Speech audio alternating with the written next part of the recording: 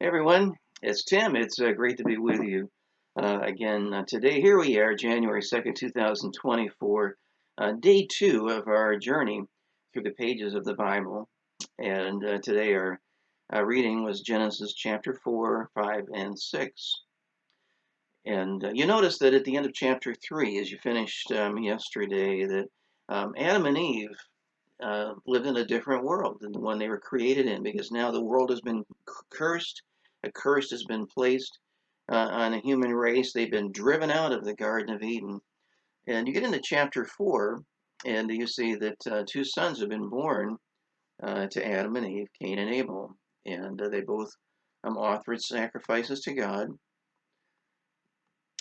The Greek word is a sacrifice, it is referred to as a gift.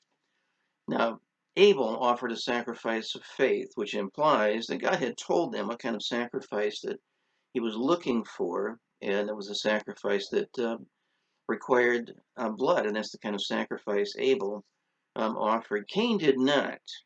He did not offer a sacrifice of faith, but it's what you might call will worship or a religion of good works. He liked vegetables, and he didn't want to offer a blood sacrifice because that didn't appeal to him, and so he thought, God must agree with me because it's what I think, but that's not true.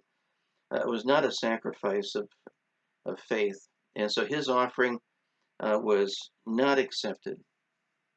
And God's advice to Cain was this: If thou doest well, shalt thou not be accepted? And if thou doest not well, sin lieth at the door, and unto thee shall be his desire, and thou shalt rule over him. From this point on in his life, be aware of the fact that your sin is going to have a desire to control you. It's almost like a wild animal outside your door trying to get in, but you shall rule over those desires. God has given you a conscience. Use it um, to eliminate sin in your life. So this is the beginning, if you're a dispensationalist like I am, of a period of human history that we refer to as the age of conscience. If you're not a dispensationalist, um, you probably don't have a word for it, but it's obvious that things have changed when you get to chapter 4 compared to what things were like before the fall in the Garden of Eden when Adam and Eve were holy and they had daily fellowship with God. They could walk and talk with Him. And now things were different because sacrifice is required, faith is required, and that difference is what we call the age of conscience. And this is what he was to do. You're to rule over the desire of sin to take control of your life. Let your conscience be your guide. You ever heard anybody say that? Great advice, isn't it? Actually, no, it's not great advice. Because as you look at what happens in this age, as with every other age, it leads to disaster. Let your conscience be your guide. You get over to chapter 6, just two chapters later.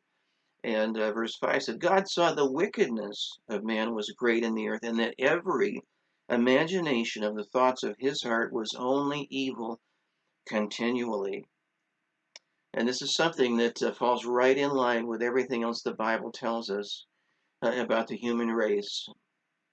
We are born in sin. David said that not only was he born in sin, he was conceived in iniquity. And that's not a reflection on his parents. That's a just describes how we come into the human race. The New Testament tells us that before we come to Christ, we are slaves to sin. We must obey sin because of that nature within us.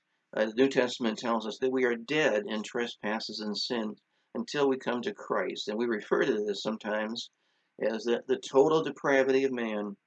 And if there's one part of our doctrine that you can see evidence of all around us, that would be it.